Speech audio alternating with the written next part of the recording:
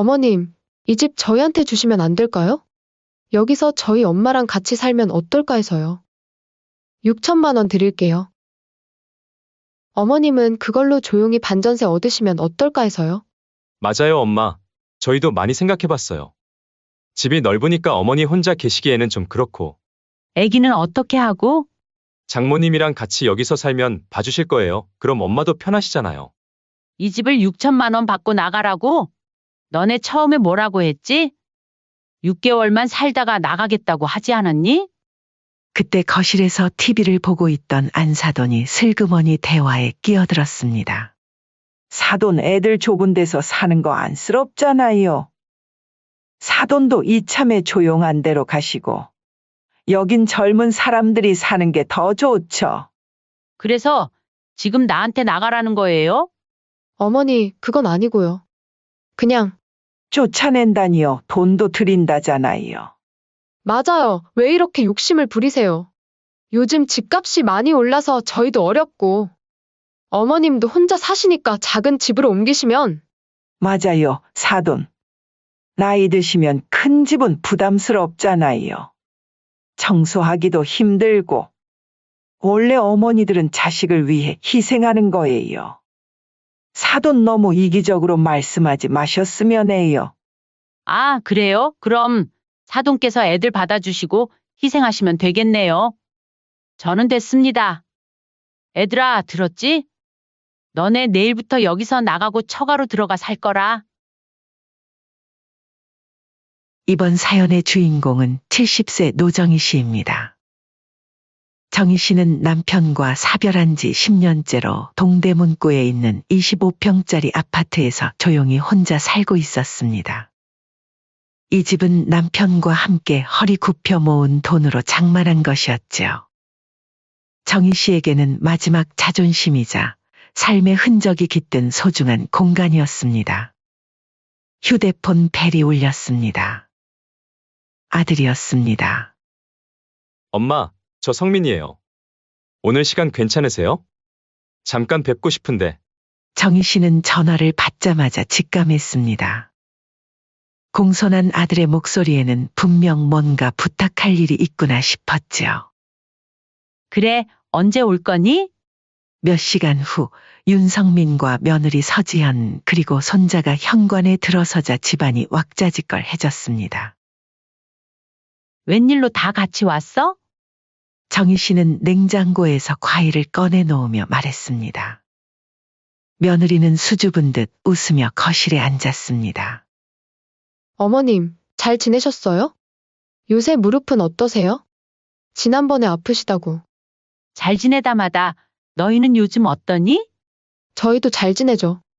밥상을 물리고 거실에 앉자 아들이 무거운 표정을 지었습니다. 엄마, 사실 말씀드릴 게 있어서요. 그래, 말해봐. 지연이가 육아휴직 끝나고 복직하게 됐어요. 근데 세준이 맡길 데가 없어서요. 그리고 요즘 사는 게 하도 팍팍하잖아요.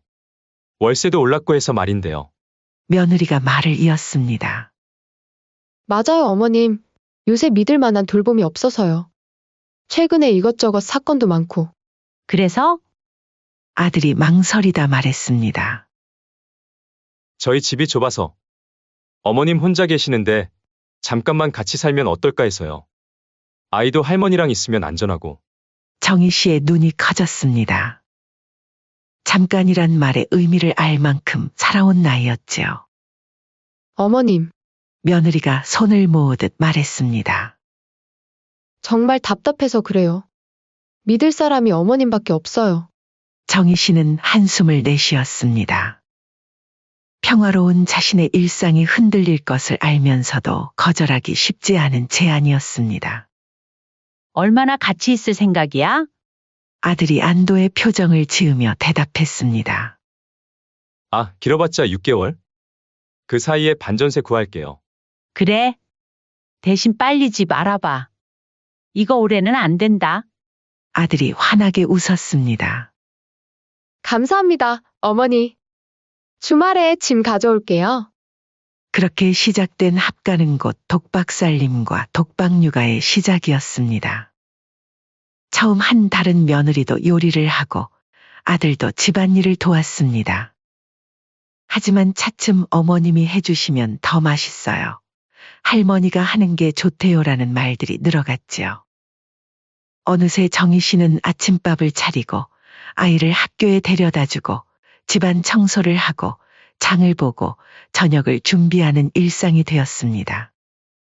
어머님, 오늘 야근이에요. 세준이 저녁 먹이고 재워주세요. 어머님, 제가 약속이 있어서 세준이 학원 좀 데려다 주실 수 있으세요? 정희 씨는 차츰 지쳐갔습니다.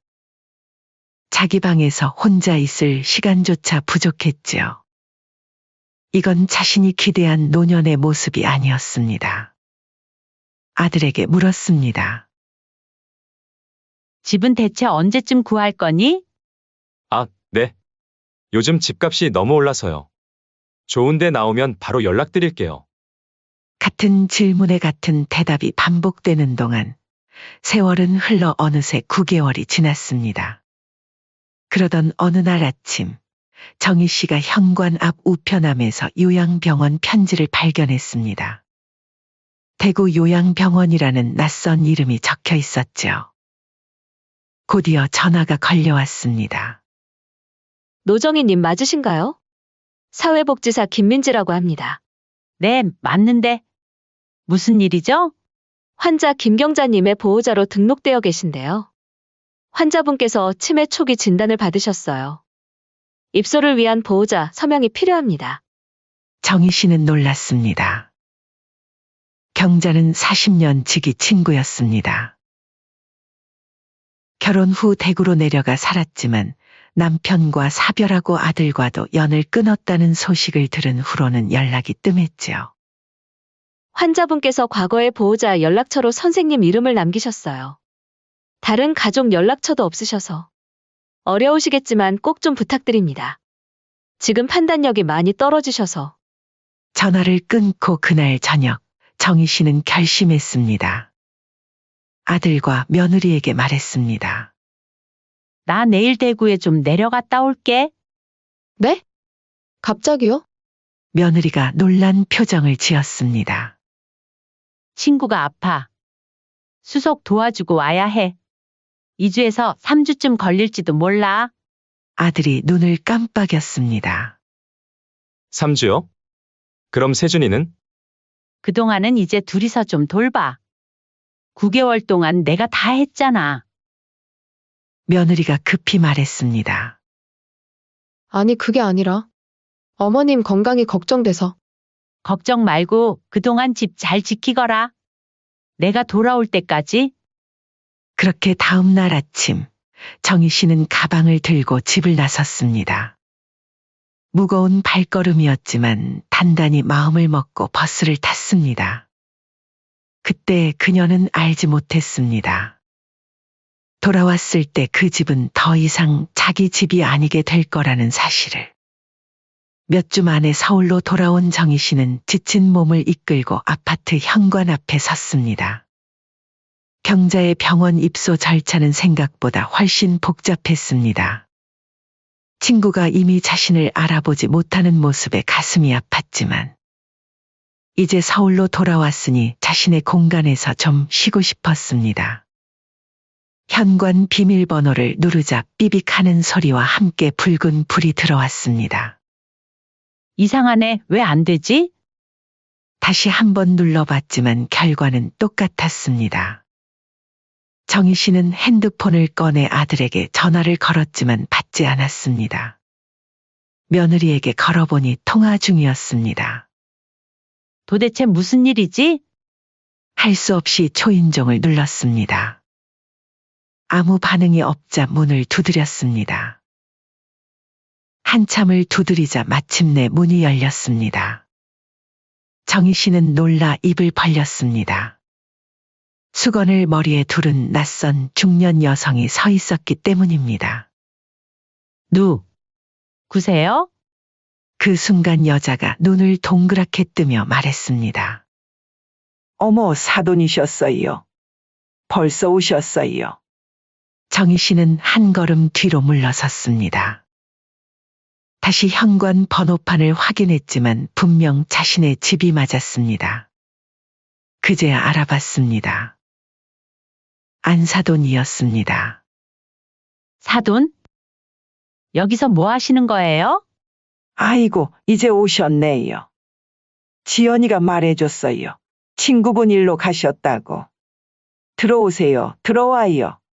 정희 씨는 어리둥절한 표정으로 안으로 들어갔습니다. 들어서자마자 완전히 달라진 집안 풍경에 충격을 받았습니다. 거실 소파는 위치가 바뀌어 있었고 TV 옆에는 낯선 장식품들이 놓여 있었습니다. 식탁 위에는 예쁜 화분이 놓여 있었는데 정희 씨가 알레르기 때문에 절대 드리지 않던 종류였습니다. 말자가 미소를 지으며 말했습니다. 지연이가 바빠서 제가 좀 도와주러 왔어요. 어머, 피곤하시죠? 방은 그대로예요. 정희 씨는 자기 방으로 들어갔습니다. 겉보기엔 그대로였지만 옷장을 열자 한쪽이 비워져 있었고 화장대 위 물건들도 한쪽으로 밀려나 있었습니다. 누군가 자신의 방을 사용하고 있었던 흔적이 역력했습니다. 이게 다 무슨 일이지? 그때 현관문 소리가 들렸습니다. 며느리가 얼굴에 미소를 띠며 인사했습니다. 어머님 오셨어요? 없는 동안 많이 그리웠어요. 아들도 따라 들어왔습니다. 어머니, 무사히 다녀오셨네요. 비밀번호가 왜 바뀌었니? 아들이 당황한 듯 눈을 깜빡였습니다. 아, 그게 여러 번 잘못 눌러서 바꿨어요. 말씀 안 드렸나요? 어머님 놀라셨죠? 제가 바빠서 엄마가 잠깐 도와주시러 왔어요. 정희 씨는 무언가 이상한 낌새를 느꼈습니다. 잠깐이라고 했지만 냉장고에 가득한 반찬통과 옷장에 걸린 외투들은 잠깐이 아니었습니다. 내가 언제 올 줄 알고 이렇게 다 바꿔놨니? 며느리가 급히 말을 잘랐습니다. 그런 거 아니에요, 어머님. 원래 일주일만 계실 예정이었는데 어머님이 오래 계시니까. 그때 안사돈이 끼어들었습니다. 사돈 오셨으니 이제 제가 물러가야죠. 하하. 그러나 정희 씨는 말자의 눈빛에서 그것이 진심이 아님을 직감했습니다. 그 누구도 자신이 돌아온 것에 대해 진심으로 반가워하는 기색이 없었습니다. 오히려 약간 불편해하는 분위기가 느껴졌습니다. 식사가 거의 끝나갈 무렵 정희 씨는 자기 방으로 들어가 짐을 풀기 시작했습니다. 그때 아들이 노크를 하고 들어왔습니다. 엄마, 경자 이모님은 어떠세요? 많이 아프시더라. 치매가 생각보다 심해. 그래서 오래 계셨군요. 그동안 장모님이 와 계셔서 다행이었어요. 많은 도움이 됐어요. 정희 씨는 아들의 눈을 똑바로 쳐다봤습니다. 너희가 사돈을 부른 거구나. 아니, 그게 지연이가 많이 힘들어해서. 정희 씨는 더는 묻지 않았습니다. 하루가 길게 느껴졌습니다. 침대에 누워 천장을 바라보면서 생각했습니다. 다음 날 아침, 정희 씨는 평소처럼 일찍 일어나 아침 식사를 준비하려 했습니다. 그러나 주방에는 이미 안사돈이 분주히 움직이고 있었습니다. 아이고, 사돈 일찍 일어나셨네요. 걱정 마세요. 제가 다 준비할게요. 제가 하겠습니다. 아니에요. 사돈은 손님처럼 편하게 계세요. 손님. 정희 씨는 그 말에 가슴이 철렁 내려앉았습니다. 아침 식사 자리에서 모두가 어색하게 말자가 준비한 음식을 먹고 있을 때 며느리가 조심스럽게 말을 꺼냈습니다. 어머님, 저녁에 좀 이야기 나눌 수 있을까요?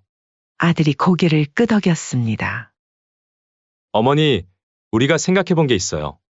정희 씨는 불길한 예감을 느끼며 대답했습니다. 그래, 저녁에 얘기하자. 하루 종일 정희 씨는 자신의 집에서 이방인처럼 지냈습니다. 모든 것이 낯설게 느껴졌습니다. 자신의 손때 묻은 물건들이 하나둘 사라지고 낯선 물건들로 대체되어 있었습니다. 식탁에 앉아 차를 마시며 생각했습니다. 이게 내 집이 맞나? 단 몇 주 만에 이렇게 많이 바뀌다니. 그렇게 저녁이 되었습니다. 식사를 마친 후 아들과 며느리는 정희 씨를 거실로 불렀습니다. 며느리가 조심스럽게 입을 열었습니다. 어머님, 사실 우리가 드릴 말씀이 있어서요. 정희 씨는 가슴이 철렁 내려앉는 느낌이 들었습니다. 뭔가 심상치 않은 이야기가 오고 있음을 직감했습니다. 며느리는 양손을 가지런히 모으고 살짝 앞으로 숙이며 말했습니다. 어머님, 사실 요즘 집값도 비싸고 대출도 어렵고요.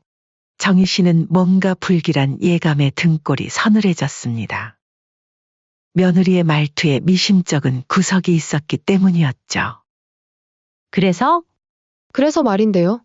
며느리가 잠시 아들을 쳐다보았습니다. 아들이 고개를 끄덕였고 며느리는 용기를 얻은 듯 계속 말을 이었습니다. 이 집 저희한테 주시면 안 될까요? 여기서 제 엄마랑 같이 살면 어떨까 해서요. 6천만 원 드릴게요. 어머님은 그걸로 조용히 반전세 얻으시면 어떨까 해서요. 정희 씨는 순간 귀를 의심했습니다. 자신이 평생 일에 마련한 집을 6천만 원에 넘기고 나가라는 소리였습니다. 뭐라고? 아들이 급히 말을 보탰습니다. 엄마, 저희도 많이 생각해봤어요. 집이 넓으니까 어머니 혼자 계시기에는 좀 그렇고, 아기는 어떻게 하고? 장모님이랑 같이 여기서 살면 봐주실 거예요. 그럼 엄마도 편하시잖아요. 정희 씨는 그 말에 머리끝까지 화가 치밀었습니다. 이 집을 6천만 원 받고 나가라고? 너네 처음에 뭐라고 했지? 6개월만 살다가 나가겠다고 하지 않았니? 며느리가 당황한 기색을 감추지 못하며 말했습니다. 아니에요, 어머님. 쫓아내는 게 아니라 어머님 편하시라고. 정희 씨는 일어서려다 다시 주저앉았습니다. 정말이지 머리가 어지러웠습니다. 그게 아니면 그럼 뭐냐? 내가 왜 내 집에서 나가야 하는데? 그때 거실에서 TV를 보고 있던 안사돈이 슬그머니 대화에 끼어들었습니다. 사돈 애들 좁은 데서 사는 거 안쓰럽잖아요. 사돈도 이참에 조용한 데로 가시고 여긴 젊은 사람들이 사는 게 더 좋죠. 정희 씨는 안사돈을 쏘아보았습니다. 그제야 모든 퍼즐이 맞춰지는 느낌이었습니다. 자신이 집을 비운 사이 아들과 며느리가 계획을 세웠고 사돈을 끌어들여 자신의 집을 차지하려 한 것이었습니다. 정희 씨의 얼굴에서 핏기가 모두 사라졌습니다. 온몸이 떨리기 시작했습니다. 그래서 지금 나한테 나가라는 거니? 아들이 안절부절 못하며 말했습니다. 어머니, 그건 아니고요. 그냥 며느리가 끼어들었습니다. 쫓아낸다니요. 돈도 드린다잖아요. 정희 씨는 그 말에 쓸쓸한 웃음이 나왔습니다. 돈? 6천만 원? 이 집이 시세 얼마인지 알아? 내가 말한 그 돈으로는 변변한 전세도 구할 수 없어. 며느리가 얼굴을 붉히며 말했습니다. 왜 이렇게 욕심을 부리세요? 요즘 집값이 많이 올라서 저희도 어렵고 어머님도 혼자 사시니까 작은 집으로 옮기시면 안사돈이 또다시 끼어들었습니다. 맞아요, 사돈. 나이 드시면 큰 집은 부담스럽잖아요. 청소하기도 힘들고. 정희 씨는 이제 완전히 화가 났습니다. 자신의 집에서 자신의 아들과 며느리 그리고 모르는 사이에 들어와 살고 있는 안사돈까지 자신을 쫓아내려고 합심하는 모습이 기가 막혔습니다. 너희들 지금 내가 없는 사이에 이런 계획을 세웠구나. 아들이 당황해하며 손사래를 쳤습니다. 엄마 그런 건 아니에요. 그냥 자연스럽게 얘기가 나와서.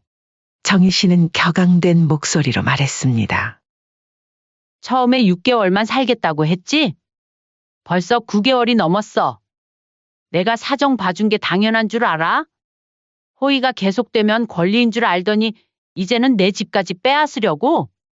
아들과 며느리는 말문이 막힌 듯 서로를 쳐다보았습니다.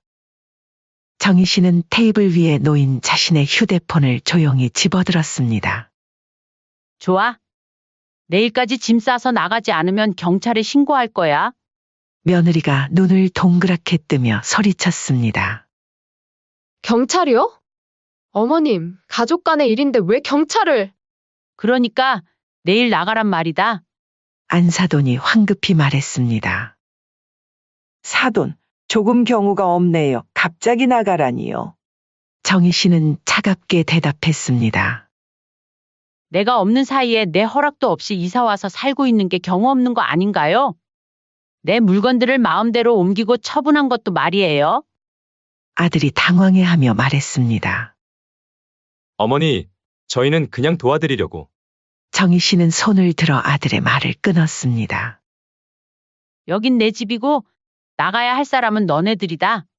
며느리가 눈물을 글썽이며 말했습니다. 어머님, 가족끼리 왜 이러세요? 그건 너무하신 거 아니에요? 안사돈도 가세했습니다. 사돈, 진정하세요. 우리 다 같이 앉아서 차분히 얘기하면 생각해보면 나쁜 조건도 아니잖아요. 정희 씨는 단호히 일어섰습니다. 그녀의 눈에는 분노와 결의가 서려 있었습니다. 가족이면 이딴 짓 안 하지. 아들이 더듬거리며 말했습니다. 엄마, 오해하신 것 같은데. 정희 씨는 손을 들어 아들의 말을 막았습니다. 오해? 내가 뭘 오해했는데? 내가 없는 사이에 내 집에 다른 사람을 들이고 내 물건들을 처분하고 이제는 내 집을 헐값에 팔라고? 이게 다 오해라고? 정희 씨는 눈을 똑바로 아들에게 향했습니다. 처음엔 잠깐만 6개월만이라더니 이제는 아예 내 집을 차지하겠다고? 내가 너무 너희를 편하게 해줬나 보다. 내 마음 약한 걸 너무 이용했어. 며느리가 울먹이며 말했습니다. 어머님, 저희가 잘못했어요. 하지만 정말 저희도 너무 힘들어서. 정희 씨는 냉정하게 말했습니다. 힘들면 더 열심히 살면 되지. 왜 남의 것을 빼앗으려 하니? 내가 그렇게 가르쳤니? 아들이 고개를 숙였습니다.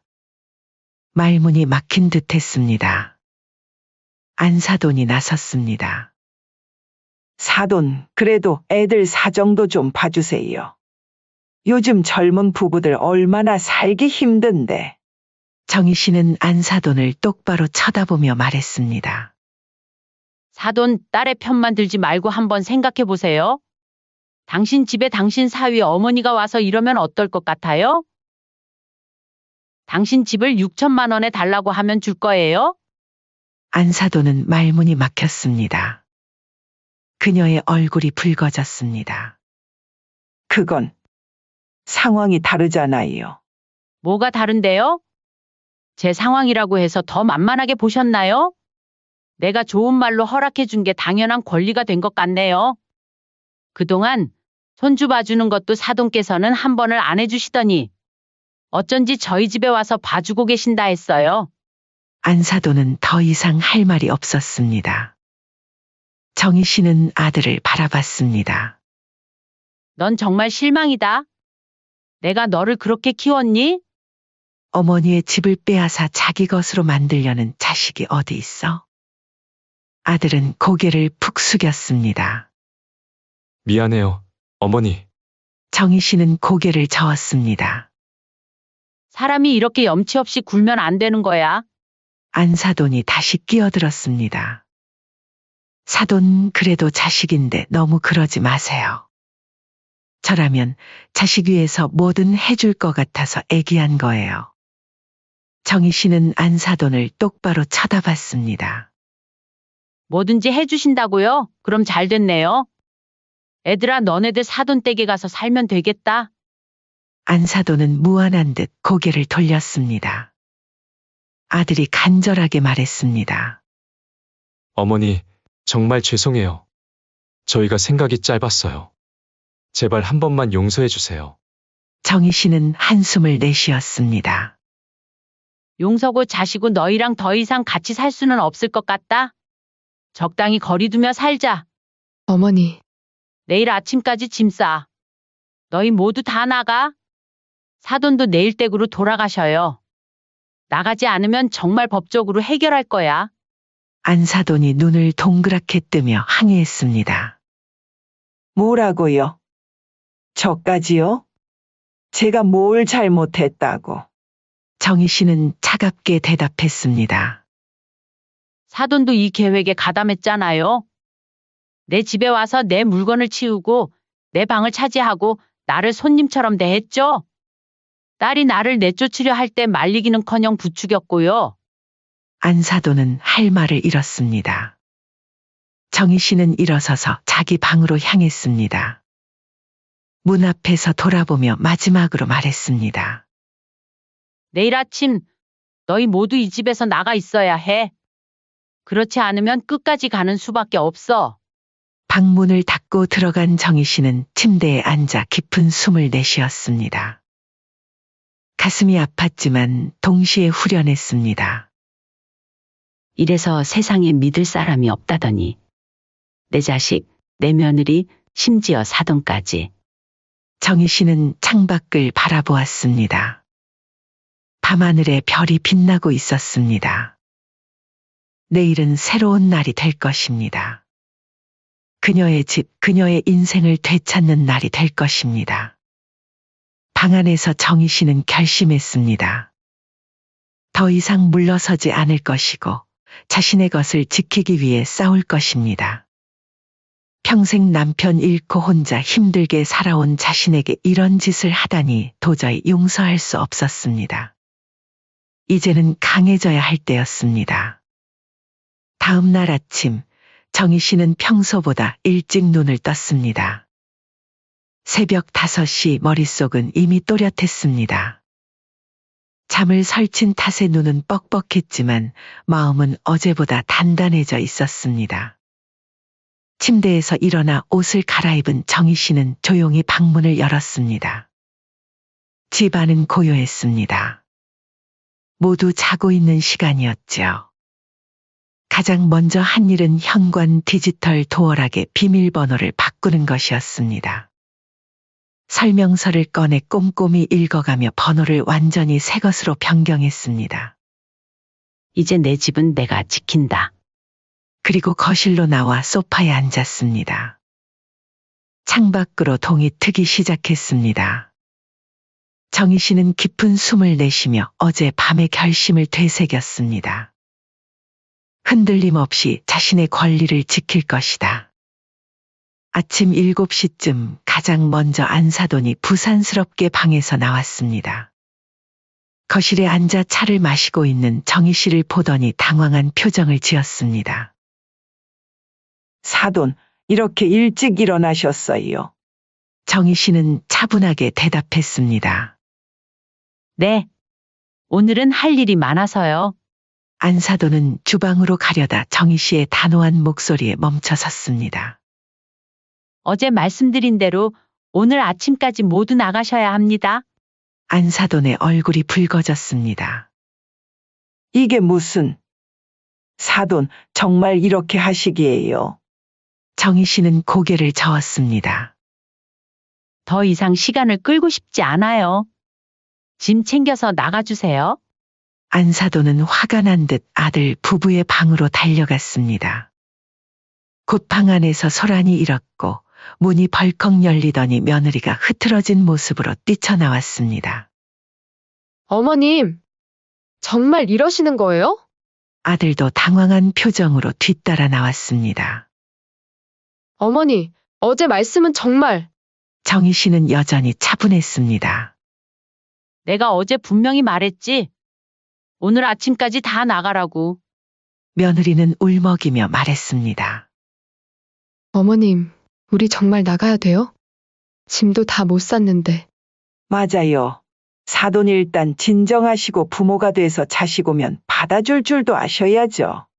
어머, 그럼 잘 됐네요. 어제 말한 대로 앞으로 너네들 사돈 댁 가서 살면 되겠구나. 그리고 시간은 넉넉히 줄게. 점심 전까지 모두 나가 있어야 해. 그 이후에 짐들은 따로 포장이사 불러서 가져가거라. 아들이 고개를 숙이며 말했습니다. 알겠습니다. 죄송합니다, 어머니. 세 사람은 각자 방으로 들어가 부산하게 짐을 싸기 시작했습니다. 정희 씨는 거실 소파에 앉아 차분히 그들을 지켜봤습니다. 마음이 아프기도 했지만 이것이 옳은 일임을 알고 있었습니다. 2시간 후 세 사람은 각자의 짐을 들고 현관 앞에 모였습니다. 안사도는 못마땅한 표정이었고 며느리는 여전히 울먹였습니다. 아들은 무거운 표정으로 정희 씨를 바라봤습니다. 엄마, 저희가 정말 잘못했습니다. 다시 기회를 주실 수는 없을까요? 정희 씨는 아들을 가만히 바라봤습니다. 그의 눈에는 깊은 실망감이 서려 있었습니다. 아들은 더 이상 할 말을 찾지 못했죠. 안사돈이 마지막으로 한마디 던졌습니다. 원래 어머니들은 자식을 위해 희생하는 거예요. 사돈은 너무 이기적이에요. 정희 씨는 그 말에 쓰게 웃었습니다. 희생? 제가 10년 동안 혼자 살면서 자식 걱정하며 살아온 건 희생이 아닌가요? 이제 와서 제 집까지 빼앗으려는 건 당신들이 이기적인 거 아닌가요? 안사돈은 더 이상 말이 없었습니다. 마침내 세 사람은 짐을 모두 들고 현관을 나섰습니다. 정희 씨는 문 앞에 서서 그들을 지켜봤습니다. 이제부터 내 집에 함부로 들어오지 마세요. 비밀번호도 바꿨으니 열쇠 있어도 소용없어요. 문이 닫히고 정희 씨는 깊은 숨을 내쉬었습니다. 집안에 다시 고요가 찾아왔습니다.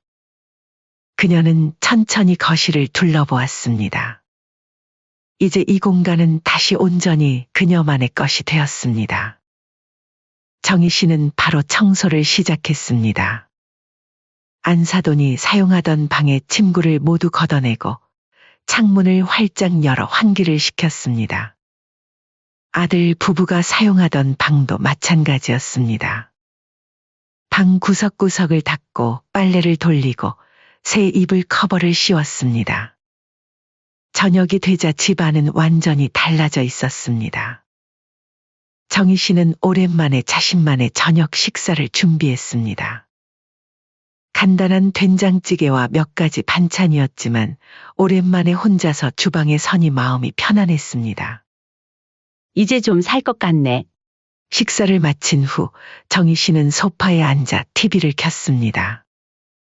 달력을 보니 벌써 계절이 바뀌어 있었습니다. 그녀는 전화를 들어 오랫동안 연락하지 않았던 친구에게 전화를 걸었습니다. 영희야, 나 정희인데? 오랜만이지? 그래, 잘 지냈어? 참, 내일 시간 있으면 우리 만날래? 할 얘기가 좀 있어. 전화를 끊고 정희 씨는 베란다로 나가 밤하늘을 바라봤습니다. 별들이 반짝이고 있었습니다. 이제 새 출발이야. 몇 달이 지난 어느 날 정희 씨는 작은 오피스텔로 이사했습니다. 25평 아파트는 팔아 더 작고 관리하기 쉬운 곳으로 옮긴 것이었죠. 아파트를 팔아 남은 돈으로 여행도 다니고 취미 생활도 시작했습니다. 가끔 아들에게서 연락이 오기도 했습니다. 용서를 구하고 관계를 회복하고 싶다는 내용이었죠. 정희 씨는 단절하지는 않았지만 예전처럼 무조건적인 사랑과 희생은 하지 않았습니다. 이제 그녀의 삶은 그녀 자신이 주인이 되어 있었습니다. 노년의 삶을 처음으로 온전히 즐기게 된 정희 씨는 친구들과 함께하는 시간이 많아졌습니다. 노래교실도 다니고 여행 동호회에도 가입했지요. 자신이 좋아하는 것을 하며 보내는 시간은 그 어느 때보다 값진 것이었습니다. 정희 씨는 새집 거실에 앉아 차를 마시며 친구에게 이렇게 말했습니다. 그리고 그녀의 얼굴에는 오랜만에 편안한 미소가 번졌습니다. 자신의 인생을 주체적으로 살아가는 70세 노정희 씨의 새로운 시작이었습니다.